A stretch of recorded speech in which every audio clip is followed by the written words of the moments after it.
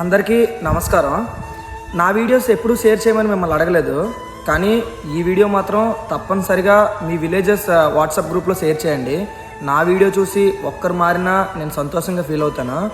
Matter ఏంటంటే, morning నేను Instagram scroll చేస్తుండగా ఒక వీడియో చూశాను. అదేంటంటే ఒక సిస్టర్ చనిపోయిన వీడియో అనమాట. అసలు ఎందుకు చనిపోయింది, ఎలా చనిపోయింది అని చెప్పి తెలుసుకుందామని కామెంట్స్ ఓపెన్ చేశాను అనమాట. కామెంట్స్ ఓపెన్ చేస్తే తెలిసింది ఏంటంటే, ఆ చెల్లి టార్చర్ తట్టుకోలేక సూసైడ్ చేసుకుందనమాట. సో అసలు ఇంకా దీని గురించి తెలుసుకుందాం అని చెప్పి ఇంకా ముందుకెళ్తుంటే ఒక కామెంట్ చదివాను అనమాట. అదేంటంటే, ఈ సిస్టర్లా నన్ను ఎప్పుడు నలుగురు భుజాల మీద ఊరేగిస్తూ నా కోసం మా అమ్మ నాన్న ఏడుస్తారు అని చెప్పి ఒక చిన్న కామెంట్ చదివాను. అది ఒక బ్రదర్ పెట్టారనమాట కామెంట్. ఆ బ్రదర్తో మాట్లాడుతున్నా, అలానే ఈ వీడియో చూస్తున్న ప్రతి ఒక్కరితో మాట్లాడుతున్నా. బ్రదర్, నువ్వు ఏ సిచ్యువేషన్లో ఉండి ఆ కామెంట్ పెట్టావో నాకు తెలియదు, కానీ నేను ఒక్కటే చెప్తున్నా.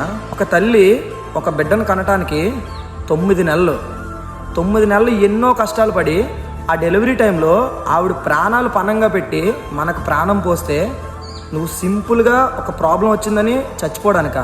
లవ్లో ఫెయిల్ అయితే చచ్చిపోతారు, ఉద్యోగం రాకపోతే చచ్చిపోతారు, చదువులో ఫెయిల్ అయితే చచ్చిపోతారు, ఏదో బిజినెస్ పెట్టి అందులో ఫెయిల్ అయితే చచ్చిపోతారు. చచ్చిపోవడానికి వచ్చే ధైర్యం మనం ఓడిపోయినప్పుడు గెలిచి సాధిద్దాం అనే ఆలోచన ఎందుకు రాదు?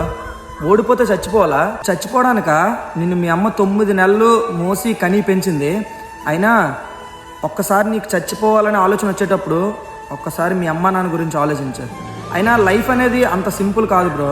కష్టాలు వస్తే ఫేస్ చేయండి, దయచేసి చచ్చిపోవాలి అన్న ఆలోచన మాత్రం తెచ్చుకోకండి.